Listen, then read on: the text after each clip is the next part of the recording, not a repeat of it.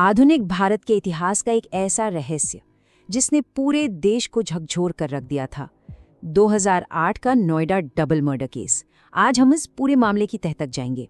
हम सिर्फ उन ठोस तथ्यों और सबूतों पर बात करेंगे जो जांच के दौरान सामने आए। आखिर ऐसा क्या हुआ था जिसने आज तक इतने सारे अनसुलझे सवाल छोड़ दिए हैं? चलिए शुरू करते हैं। अब जरा इस बात पर गौर कीजिए। मीडिया द्वारा ट्रायल, जहां एक क्राइम सीन हमेशा के लिए खो गया, ये बात इस मामले के सबसे दुखद और कड़वे सच को दिखाती है। हुआ ये था कि शुरुआती अफरा तफरी और सनसनीखेज मीडिया कवरेज के शोर में सच्चाई और सबूत कहीं दब कर रह गए।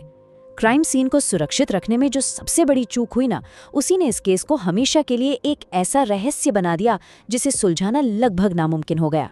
तो इस मामले को हम कुछ इस तरह समझेंगे। सबसे पहले बात करेंगे दोहरे हत्याकांड की, फिर देखेंगे कि कैसे क्राइम सीन दूषित हुआ। इसके बाद पहली थ्योरी पर आएंगे जिसमें माता पिता पर शक था, फिर दूसरी थ्योरी जो नौकरों पर केंद्रित थी, और अंत में जानेंगे कि इस मामले का अंतिम कानूनी फैसला क्या रहा। चलिए सबसे पहले शुरुआत करते हैं दोहरे हत्याकांड और 15-16 मई 2008 की उन खौफनाक घटनाओं से।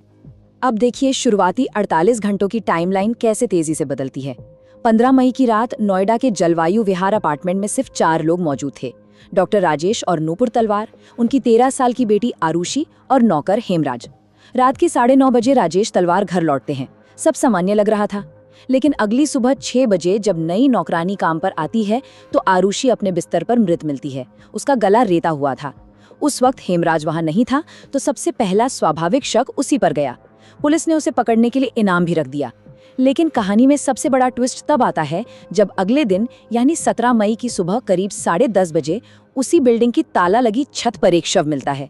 और वो शव किसी और का नहीं बल्कि खुद हेमराज का था। यानी जिसे कातिल समझा जा रहा था वो खुद दूसरा शिकार बन चुका था। अब यहाँ एक बहुत ही अहम बात सामने आती है। पोस्टमार्टम और फॉरेंसिक रिपोर्ट को अगर देखें तो दोनों पीड़ितों को बिल्कुल एक ही तरीके से मारा गया था। बिल्कुल एक जैसा पैटर्न।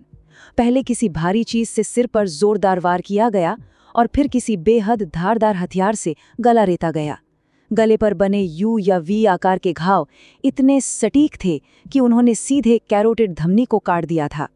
जांच करने वालों का मानना था कि सिर पर चोट के लिए शायद गोल्फ क्लब का इस्तेमाल हुआ हो और गला काटने के लिए सर्जिकल ब्लेड या खुखरी जैसी कोई बेहद तेज चीज। यहाँ से हम आते हैं एक दूषित क्राइम सीन और उस दुखद भूल पर जिसने इस केस की दिशा ही बदल दी। 90%। जरा सोचिए, ये कोई छोटा मोटा आंकड़ा नहीं है। सीबीआई का दावा है कि पुलिस की शुरुआती लापरवाही के कारण क्राइम सीन से 90% भौतिक साक्ष्य नष्ट हो चुके थे। अपार्टमेंट की बनावट और कमरों की स्थिति, जो इस गुत्थी को सुलझाने की चाबी हो सकती थी, वो घटना की सुबह ही पूरी तरह से बर्बाद हो चुकी थी। जब तक फॉरेंसिक टीम वहां पहुंची तब तक बहुत देर हो चुकी थी। अब ये हुआ कैसे?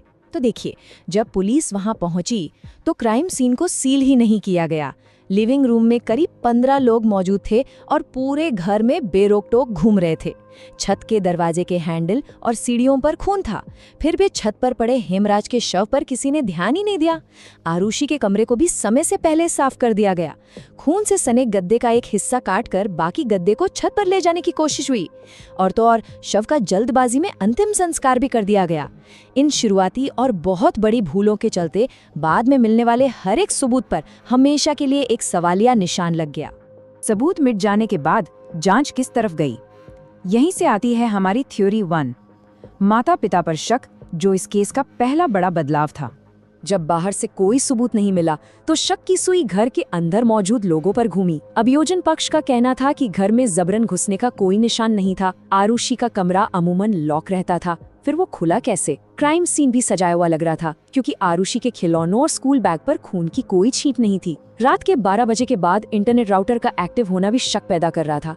लेकिन दूसरी तरफ माता पिता का बचाव भी बहुत मजबूत था। उनका तर्क था कि उनके कमरे के 2 साउंड प्रूफ एसी की तेज आवाज में उन्हें साथ वाले कमरे से कुछ सुनाई नहीं दिया। राजेश के कपड़ों पर हेमराज का कोई खून नहीं मिला था। बीच की ग्रिल बाहर से बंद थी और सबसे बड़ी बात, दोनों ने अपने पॉलीग्राफ टेस्ट भी पास कर लिए थे। अब पुलिस को एक मोटिव यानी हत्या का मकसद चाहिए था। तो उन्होंने थ्योरी दी कि शायद राजेश तलवार ने अचानक दोनों को किसी आपत्तिजनक स्थिति में देख लिया और गुस्से में आकर हत्या कर दी, जिसे ऑनर किलिंग कहा गया।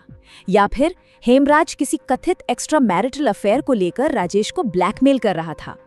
इन दावों को मीडिया में खूब उछाला गया, जमकर बहस हुई, लेकिन सच तो ये था कि इन बातों को फोरेंसिक रूप से साबित करने के लिए कोई भी ठोस आधार मौजूद नहीं था।